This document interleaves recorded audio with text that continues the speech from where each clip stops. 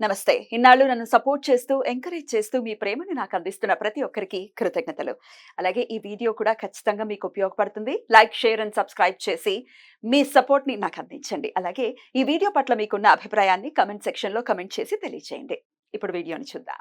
నమస్తే, welcome to our channel. ప్రస్తుతం మనతో పాటు లత గారు, అలాగే శ్రీపాద వల్లభ దత్త భక్తులు మనతో పాటు ఉన్నారు. ఒకసారి వాళ్ళ ఎక్స్పీరియన్స్ ఒకసారి అడిగి తెలుసుకుందాం. అక్క ముందుగా నమస్తే అక్క. నమస్తే. జై గురుదత్త. జయ గురుదత్త. నమస్తే అండి. నమస్తే అండి. జయ గురుదత్త.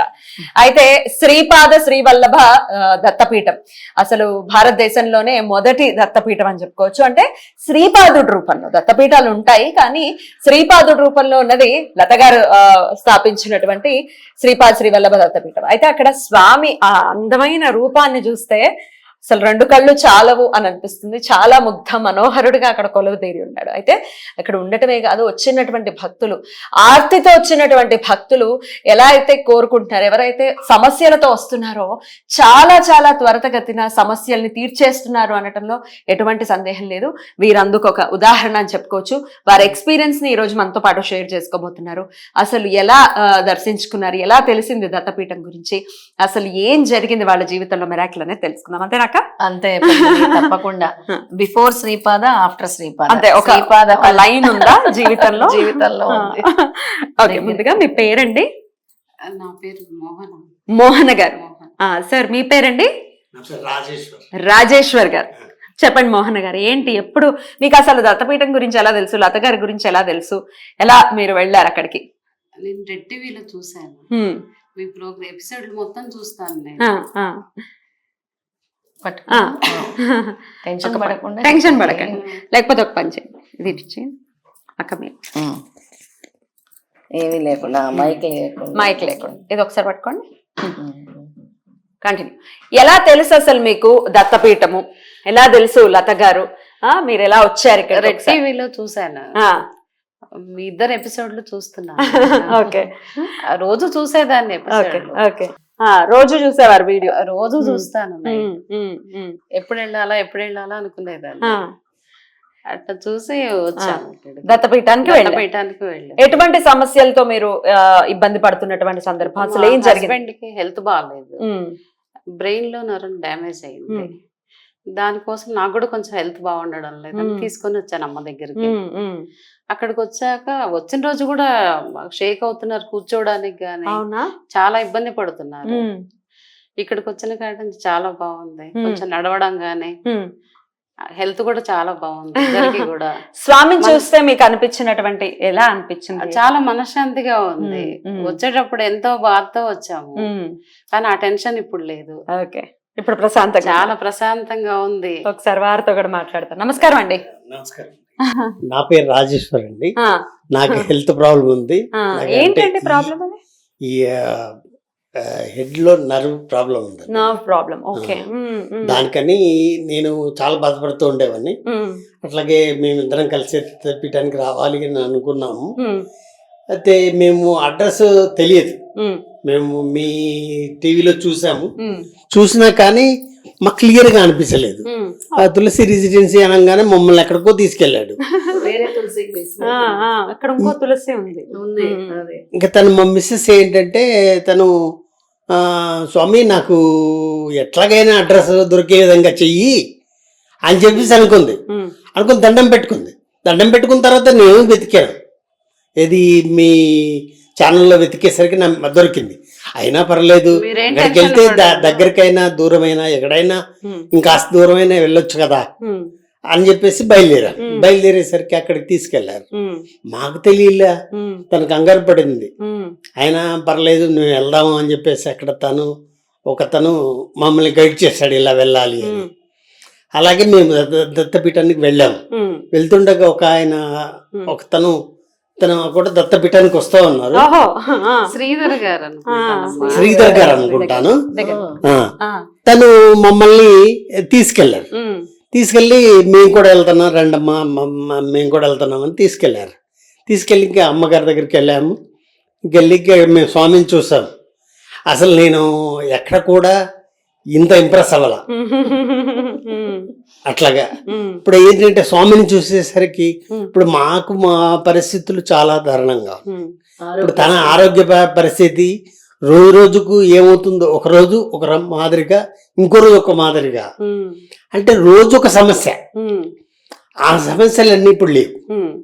ఆ సమస్యలన్నీ కూడా ఇప్పుడు లేకుండా పోయినాయి. ఇప్పుడు అప్పుడప్పుడు కూడా మమ్మల్ని పరీక్షిస్తున్నారు. ఏంటంటే దత్తపీఠానికి వెళ్లకుండా కూడా చేస్తున్నారు. అడ్డంకులు కూడా వస్తున్నాయా? అట్లా కూడా వస్తే స్వామి నన్ను ఎట్లాగైనా తీసుకెళ్ళు అని చెప్పేసి తను దండం పెట్టుకుంటాను. దండం పెట్టుకుంటే మళ్ళీ వచ్చేస్తున్నా. అట్లా జరుగుతుందమ్మా. ఇప్పటి వరకైతే ఎలా ఉందండి ఇప్పుడు హెల్త్? ఇప్పుడు నాకైతే ఇప్పుడు అమ్మ బొట్టు పెడుతూ ఉంటే నేను షేక్ అయ్యేవాడిని, కానీ అప్పుడు ఈ షేకింగ్ లేదు. ఆ షేకింగ్ తగ్గింది. అసలు కూడా తల అసలు షేక్ అయిపోయేది. షేక్ అవుతూ మనిషి కూడా ఎప్పుడు పడిపోతారో అని నేను కుర్చీలో ఇప్పుడు ఇంతసేపటి నుంచి నుంచునే ఉన్నారు. ఎన్ని రోజులు అయిందండి మీరు అసలు దత్తపీఠానికి వెళ్ళి? ఫస్ట్ టైం వెళ్ళింది ఎప్పుడు? 3 weeks అయింది కదా. అంతేనా? పారాయణం స్టార్ట్ చేసిన రోజే వచ్చాము. క్షిప్ర ప్రసాదకుడుగా ఉన్నాడు స్వామి. అంటే దర్శనం మాత్రం చేతనే స్వామి అనుగ్రహం అలా పరిపూర్ణంగా. అదే అంటే ఎట్లయినా నన్ను తీసుకువెళ్ళి దత్తపీఠానికి అమ్మ దగ్గరికి వెళ్ళి మిస్సెస్ ఎట్లాగోనా మనం వెళ్ళాలి వెళ్ళాలి వెళ్ళాలి అని అనుకున్నాం. ఇద్దరం వెళ్ళాం. ఇప్పుడు వెళ్ళటంలో మాకు మంచి జరుగుతుందని మేము అనుకున్నాం. మేము అక్కడ మీ వీడియోలు చూసేసరికి అసలు చాలా ఆశ్చర్యపోయాం. మీ వల్ల అమ్మ దగ్గరకు వచ్చారు. అంతా మా వల్ల ఏం లేదు, అంతా ఈశ్వరుడిది. ఈ ప్లాన్ అంతా వారిది. అక్కడ ఒకళ్ళు ఉన్నారు కదా పై ఫ్లోర్ లో. అమ్మ దగ్గరకు వచ్చిన కాడి నుంచి ఏం కాదు, మీకు తగ్గిపోద్ది అని చెప్పారు. అసలు అప్పటి నుంచి ఏంటంటే డైలీ వాళ్ళ వారి గురించి ఒక బాధ ఉండేది. ఇంకొకటి మనశ్శాంతి కూడా లేదు. మనశ్శాంతి లేదు అని అంటే మాలో మాకే పడదు. అయ్యో అలాంటప్పుడు ఇప్పుడు బాగున్నారు. కొన్ని ఉంటాయి ఏ భార్య భర్తలకైనా కొంచెం కానీ ఇప్పుడు ఏదైనా దత్తపీఠానికి వచ్చిన తర్వాత తగ్గిపోయింది. ఇద్దరు చక్కగా ఉన్నారు. So cute. అంటే నరాలు ఎప్పుడు యాక్టివేట్ అవ్వాలి, వాకింగ్ చేయాలి, ఎప్పుడు కూడా యాక్టివేట్ అవుతూ ఉండాలి. ఇప్పుడు మనశ్శాంతిగా ఉన్నారు, ఆరోగ్యం కూడా కుదుటిని పడుతుంది. అమ్మగారు కూడా మళ్ళీ ఒకసారి శోభయాత్ర కూడా వెళ్ళాను. శోభయాత్రలో కూడా నేను వాళ్ళతో పాటుగా నడిచాను. నేను నడిచేవాడిని కాదు అసలు. ఆ రోడ్లు మరి వర్షము, తర్వాత రాళ్ళు రప్పలు, అంటే చెప్పులు లేకుండా నడవడం అనేది చాలా ఇబ్బంది. అపార్ట్మెంట్ లోనే 5-10 minutes కంటే ఎక్కువ వాకింగ్ చేయరు అసలు. అలాంటిది పల్లకి సేవకు తిరిగాను, ప్లస్ శోభయాత్రకు కూడా తిరిగారు. రెండింటికి తిరిగాను. కంగ్రాచులేషన్స్. చాలా చాలా సంతోషం. సప్తాహ పారాయణం మొత్తం చేసాము. చెప్తున్నా మెయిన్ ఏంటంటే రోజు నాకు మోహన్ గారు చెప్పింది ఏంటంటే మా వారు రోజు పడుకునేవారు, నిద్ర ఎక్కువ పోయేవారు. పీఠంకి వచ్చిన కానించి యాక్టివ్ గా ఉంటున్నారు.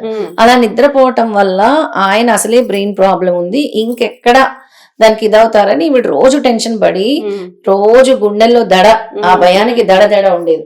ఆ దడ అనేది ఇప్పుడు ఎప్పుడైతే లేచి తిరుగుతున్నారో రాజేశ్వరరావు గారు, ఆ దడ అనేది పోయింది. మేము సంతోషంగా ఉన్నాము, పడుకోకుండా యాక్టివ్ గా ఉంటున్నారు. 7:30-8 కల్లా టిఫిన్ పెట్టేసేదాన్ని. ఎప్పుడు టాబ్లెట్స్ వేసుకునే వాళ్ళు నిద్రపోయేవాళ్ళు, మళ్ళీ 11కి అట్లా లేసేవాళ్ళు. అంటే అవి ఎప్పుడు కూడా యాక్టివేట్ అవ్వాలి, అట్లా పడుకోవడం అట్లా చేయకూడదు అని మొత్తానికి అసలు ఇప్పుడు పడుకోవడం గానీ టాబ్లెట్స్ వేసుకుంటారు, కానీ ఇలా నిద్రపోవడం, ఎక్కువసేపు నిద్రపోవడం లేదు. యాక్టివ్ గా ఉన్నారు. ఇప్పుడు నుంచునే ఉన్నారు ఇంతసేపటి నుంచి. కూడా నుంచోరు అసలు. 5 minutes పెడుతున్నారు. చాలా చాలా సంతోషం. శోభయాత్ర రోజు ఫస్ట్ దండం పెట్టుకున్నాను. స్వామి నన్ను ఎట్లాగైనా నడిపించు, నేను ముందు నడుస్తాను అని చెప్పేసి నడిచాను. దూరం నడిచిన తర్వాత ఒక తూలిన తర్వాత ఇంకొక అతను నన్ను సార్ మీరు కూర్చుంటే కానీ ఇబ్బంది పడద్దు అని అన్నారు. అనగానే తనకి పాపం కంగారు వచ్చేసింది, ఇంకా నన్ను పట్టుకుని నడవడం మొదలైంది. అయినా మేము అప్పటి వరకు బాగా నడిచాం. నెక్స్ట్ డే కూడా వచ్చాం కదా. నెక్స్ట్ డే కూడా వచ్చాం. ఇప్పుడు కంటిన్యూగా రెగ్యులర్ గా మేము దత్తపీఠానికి వస్తూ ఉన్నాం. అది వరకు మేము ఎక్కడికి వెళ్ళేవాళ్ళం కాదు. ఇప్పుడు ఏంటంటే మేము మాకు వెళ్ళాలి అంటే ఇద్దరము వెళ్ళాలి అంటే చాలా అంటే కాన్ఫిడెన్స్ లేదు. ఒక సాయిబాబా టెంపుల్ కు తను తీసుకెళ్ళారు. ఎక్కడైనా పడిపోతాడో ఏమో అనే భయం ఉంటుందిగా మరి. నేను ఎట్లాగూ స్వామి దగ్గరికి వెళ్తున్నాను, నేను హ్యాపీగా ఉంటాము అన్న నమ్మకం మీది. ఆ. చాలా చాలా సంతోషం. మేమేంటంటే మేము స్వామి దగ్గరికి వెళ్ళాలి, దండం పెట్టుకు రావాలి. అద్భుతం. సో అలా త్రికరణ శుద్ధిగా స్వామిని నమ్మారు మీరు, డెఫినెట్ గా మీ సమస్యల నుంచి బయటపడుతూ ఉన్నారు కాబట్టి చాలా చాలా సంతోషం. ఇంత దూరం నుంచి చాలా విపరీతమైన కంటి సమస్య ఉండేది. కళ్ళు ఇన్ఫెక్షన్ వచ్చింది. అసలు ఇలా కళ్ళు తెరవలేని చాలా చాలా అది ఏమి ప్రాబ్లమో తెలియదు కానీ కళ్ళు తెరవలేకపోయేవారు, చదవలేకపోయేవారు. అలాంటి తీవ్రమైన సమస్యతోనే మన పీఠంకి వచ్చారు. అసలు ఆ కళ్ళు ఎందుకు అలా అవుతున్నాయో కూడా తెలియదు. ఆ పారాయణం చేసిన తర్వాత చాలా తీవ్రంగా వచ్చి ఏడ్చారు, నేను ఈ నొప్పి భరించలేకపోతున్నానని. ఆవిడతో పాటు మా అమ్మగారు ఏడ్చారు, తర్వాత నేను చూసి బాధపడ్డాను. 7th డే రోజు లాస్ట్ డే నేను అన్నాను, ఏం భయపడకండి, స్వామి మీ కర్మ తీసేస్తున్నారు అంతే. ఒకటేసారి. అంతే. 3 రోజుల్లో మీ కన్ను చక్కగా నొప్పి అంతా తగ్గిపోయి మీరు వస్తారు పీఠంకి అని కరెక్ట్ గా చెప్పినట్టే నెక్స్ట్ డే రాలేదు. 3వ రోజు నేను ఎప్పుడైతే 3వ రోజు చెప్పాను అమ్మ రావద్దు, పర్వాలేదు ఇంటి దగ్గర ఉండే రెస్ట్ తీసుకోండి అన్నా. చాలా చాలా తగ్గింది. సంతోషం. కన్ను కూడా ఇట్లా కన్ను తెరవడానికి రాదు. ఇప్పుడు నార్మల్ గానే ఉన్నారు. చాలా చాలా సంతోషం. అంత దూరం నుంచి అంటే స్వామి వైభవం గురించి చెప్పటం కూడా ఒక సుకృతి ఉంది. Thank you so very much. నమస్తే అండి అక్క. నమస్తే అక్క. జై గురుదత్త. జై గురుదత్త.